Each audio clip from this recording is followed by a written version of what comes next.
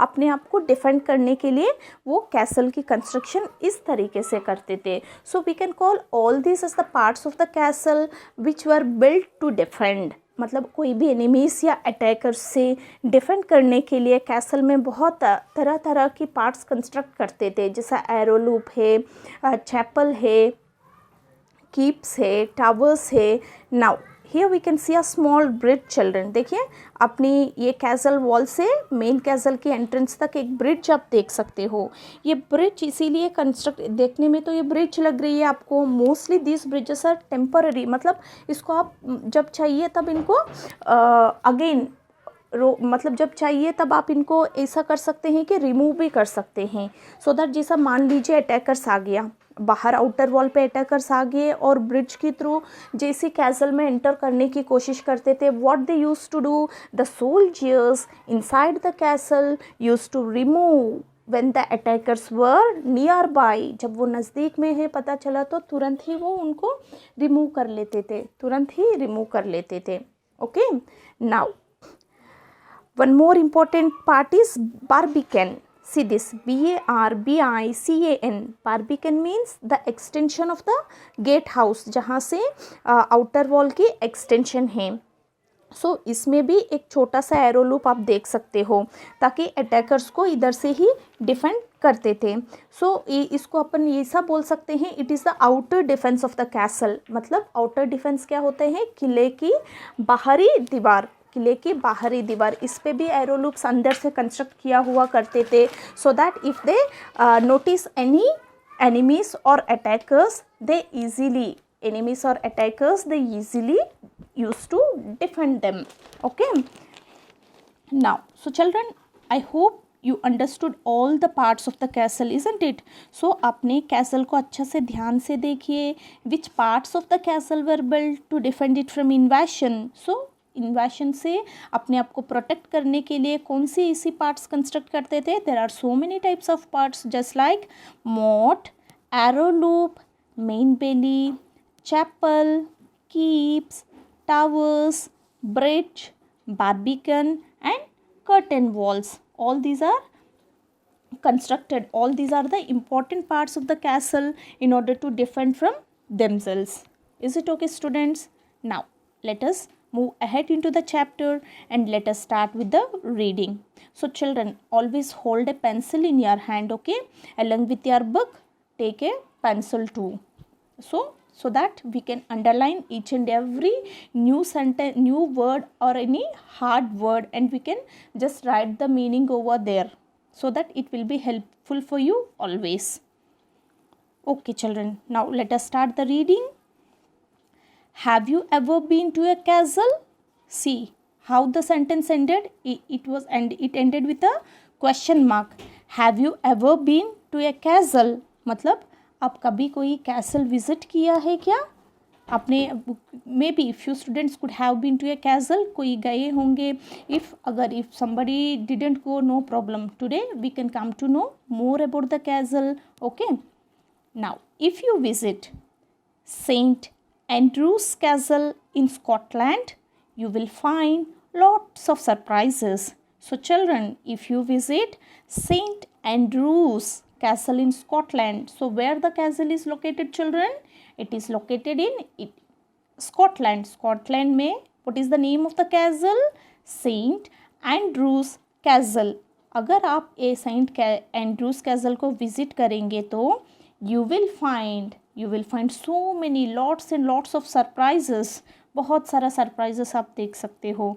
What do you mean by surprise? surprise क्या होता है?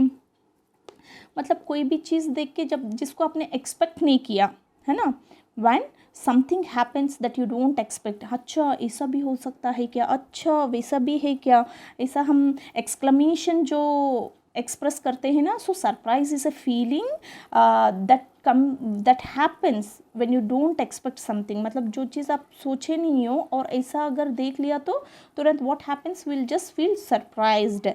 So कभी भी आप अगर ऐसा ये सेंट एंड्रूज कैसल को विजिट करेंगे तो you will find lots of surprises. You can see so many surprises.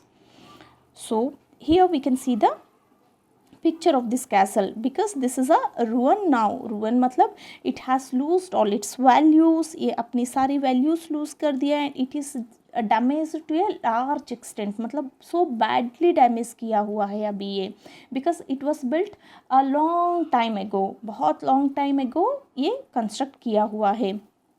Is it okay children? Now St. Andrews Castle is a ruin. Is St. Andrews Castle a beautiful building? Is it a beautiful building, children? No, it is a ruin now. It is a ruin. It is damaged so badly now. Stones have fallen from the walls. Wall से सारे stones गिरा हुआ है. Mostly children ये Castle's mostly क्या would, stone या rocks से construct किया करते थे. सो इनकी वॉल से भी स्टोन भी फॉलन हो गए हैं. And the isn't ISN apostrophe T. What the word it is? Isn't means is not. It is the short form of is not. Is not word की short form है isn't. And there isn't any sign of the roof anymore. आपको कहीं पे छत की निशान ही नहीं दिख सकती है उधर. देखा ना आपने इस पिक्चर में? Can we see any type of roof over here? No. टूटा फूटा बस बिल्डिंग की कुछ बचे हुए वॉल्स हो, डोर्स हो, विंडोज़ हो, वही दिख रही है हमें इसमें. We can't see any type of roof over here. So there isn't any sign of the roof anymore. Now there is no sign of the roof. Nobody lives in it now. अभी तो इसमें कोई रहते नहीं है because it is a ruin and how can anybody live in this now? But a long time ago, मतलब बहुत दिन पहले, Scottish kings, कौन रहते थे बेटा इधर? Scottish kings lived here. Who used to live here? Scottish kings, because St. Andrews Castle is located in Scotland. So obviously Scottish kings used to live here when a long time ago, बहुत साल पहले Scottish kings इधर रहा करते थे. And the castle used to be full of people. Castle पूरा लोगों से भरा हुआ रहता था. Why? Because it is a very big castle. बहुत बड़ा बिल्डिंग है तो so many people used to live over there.